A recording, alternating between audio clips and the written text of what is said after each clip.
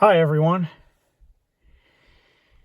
I wanted to do a video today on odometer and speedometer display issues. Let's show you what's going on. Turn the key on. No odometer, no speedometer, but yet the clock is on.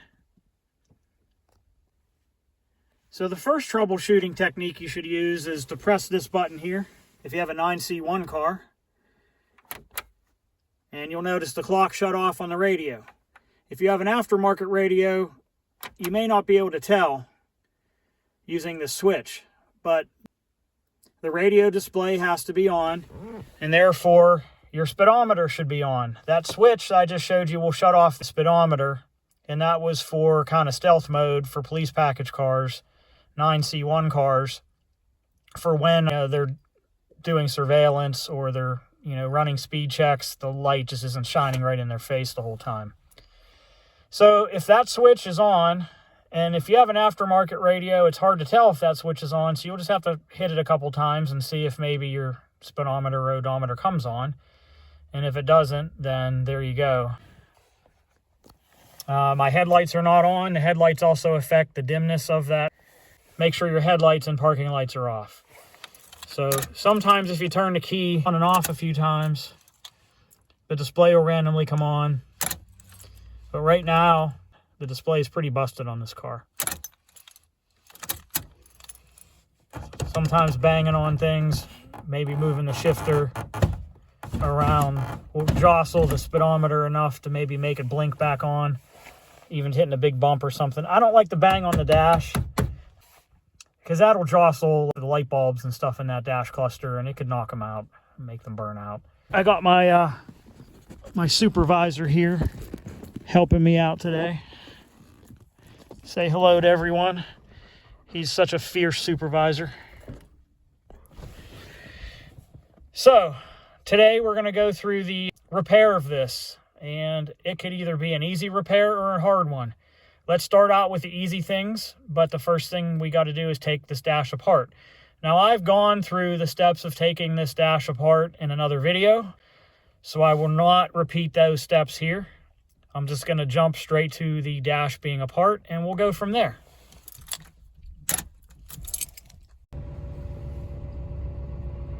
All right, I got a better shot here of the speedometer in a really dim state.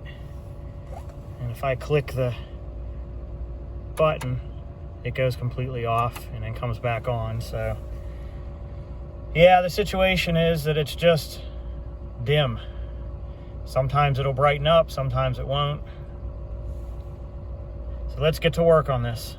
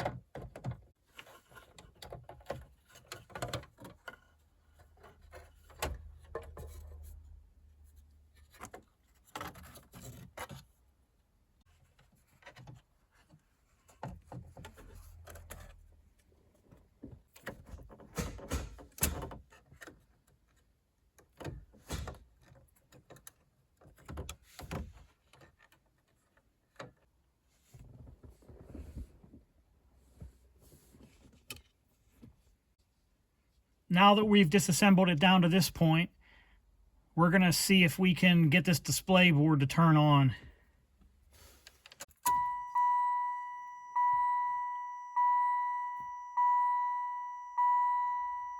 Just by pressing around on it. If I push on it right there, it comes on. So that answers a few questions with this particular problem. Sometimes these problems can be much, much more deeper to solve. We may get into that in a future video, but for this one, let's try to solve this issue.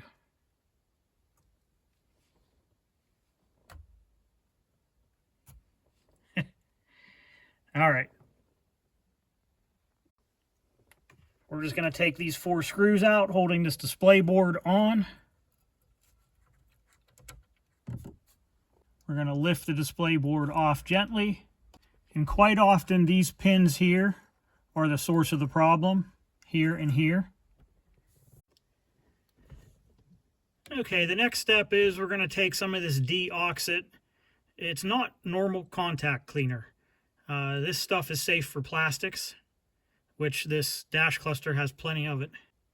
I'm going to spray some into this little cup, which is basically just a cap from an aerosol can.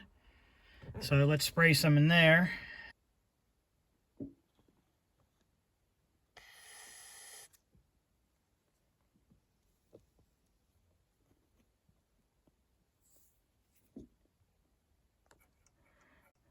I'm going to do this to both sides. I'm going to do this to the pins here.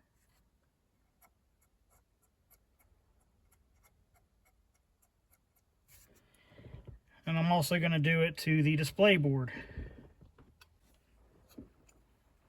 Mating contacts.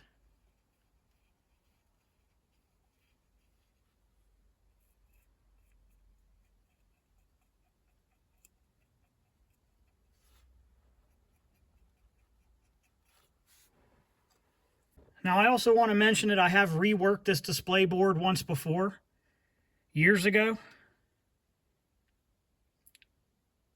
If this process doesn't work for you, then usually the only other option is to rework the display board. And we'll get into that maybe in a future video as well. But for now, let's just go through what I would call a stage 1. And then if this doesn't work, then you have to move on to stage 2 and even stage 3.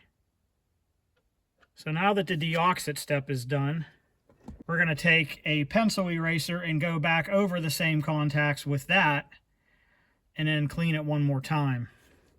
And when I say pencil eraser, yeah. However, I also have this guy,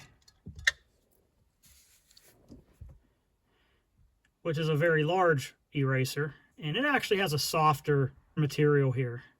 So I prefer to use that in a case like this. So we're just going to go over each of these contacts with the eraser.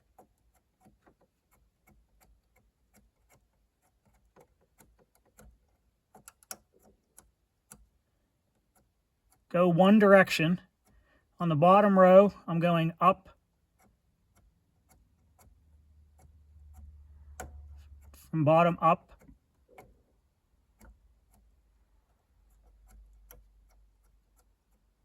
On the top row, we're going to go top down.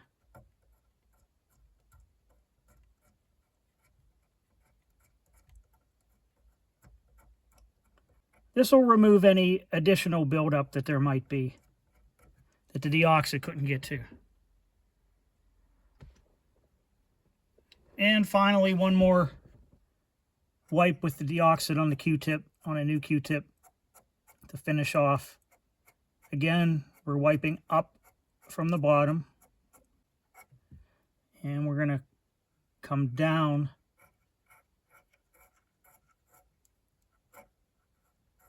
on the top contacts.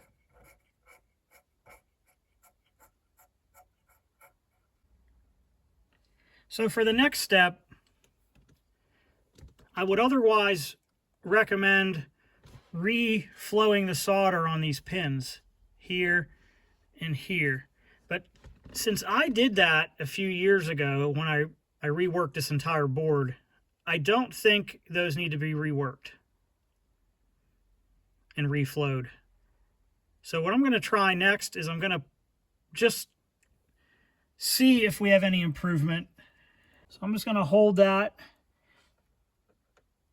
against here. Now keep in mind that if you touch the pins on this VFD, the actual vacuum fluorescent display, there's a voltage there that could wake you up in the morning. So don't touch those.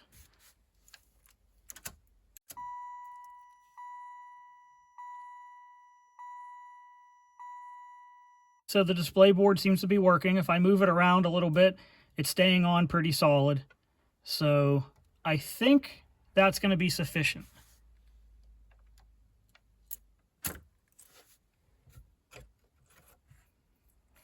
Finally, the last step is to just get some silicone dielectric grease. I'm going to put some of that grease on a Q-tip.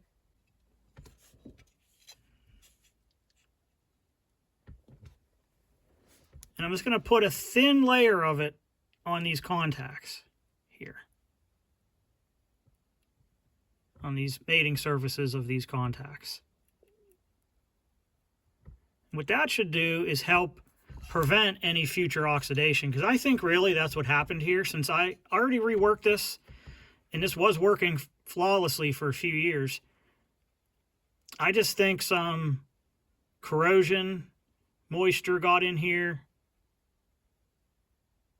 and oxidation, and prevented good contact.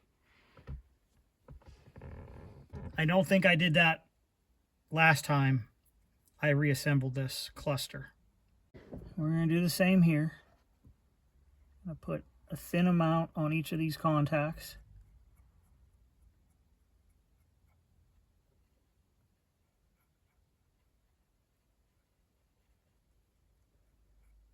Now, when I talk about stage 2 and stage 3, like I said, we might get to that in a future video.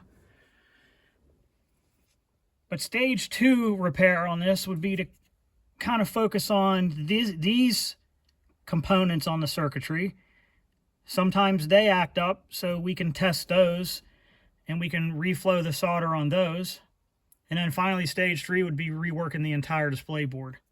Now, the other thing I could do is pull out all the crazy test equipment and stuff and go over all this stuff to make sure all the voltages are correct and everything. But you know what? We're working smarter, not harder here. I think this is going to solve the problem without needing to go much deeper. I even brought up a spare display board just to test it in here in case this didn't solve the problem, but I think we're going to be good to go. Now, what I like to do with these, putting these screws back in, is I like to put each of them in loosely, and then I'll retorque them at the end.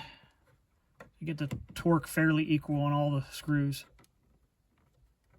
And by the way, these screws have a pink color to them. Even though they look very similar to the other screws that go around the lens, the pink color identifies them as the proper screws to use to hold this display board on.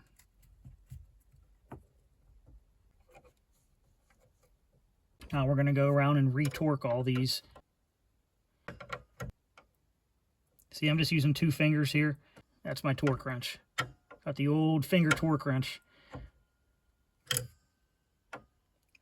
versus the elbow torque wrench when you're working on bigger stuff. Give it a quick test.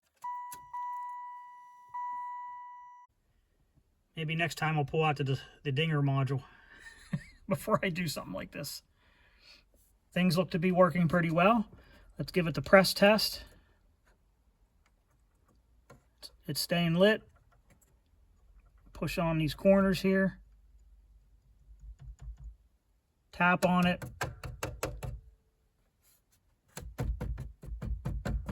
Everything seems to be working well. We can turn the headlights on. Make sure everything dims. I can adjust the dimmer here. Everything seems to be working normal.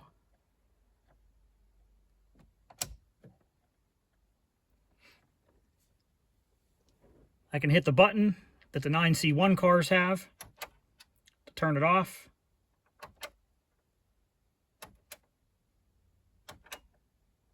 Okay, all seems well. There's a little bit of ghosting on these numerals here. I don't even know if the camera's picking it up, but if it is, that's a fairly common problem with these displays, is you will get some ghosting of the numbers. Sometimes reworking the board fixes those problems. Very careful with this, it's fragile. and this can be scratched very easily, so be careful. There are differences in this display gel. This is called a gel, this blue colored stuff. That's called a gel. There are differences in that between years, and I'll go into that in a future video as well. 94 through 96. There's differences in those. Okay, so let's put this back on again. Be careful of your needles. Don't break them off. Only the gas gauge here is reading above full because I have a full tank. But all the rest of these are sitting where they're supposed to, and it allowed me to put that bezel back on. And once I turn the key back off, you know, like the volt gauge, for example, falls below, and that'll make it harder to put the bezel back in there. And reassembly is reverse of removal for the lens here. And be careful because these lenses scratch real easy too. If you got dust on it, don't feel the need to rub the dust off with your finger. That'll scratch the heck out of these. They really should be taken apart and rinsed under water if you want to get the all the dirt and the grit off. You can get fine scratches out of these with a good plastic polish. There are even some metal polishes that are safe to use on plastics like this.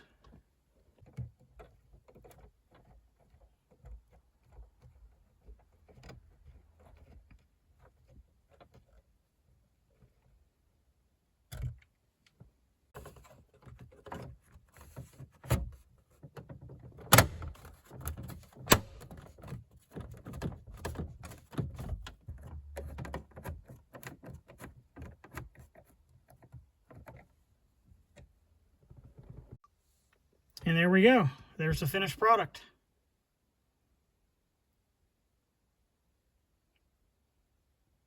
I hope this video helped someone. Thanks for watching. And if you wouldn't mind, please throw me a sub or a like. It'll help encourage me to post these videos so we can keep this old iron on the road.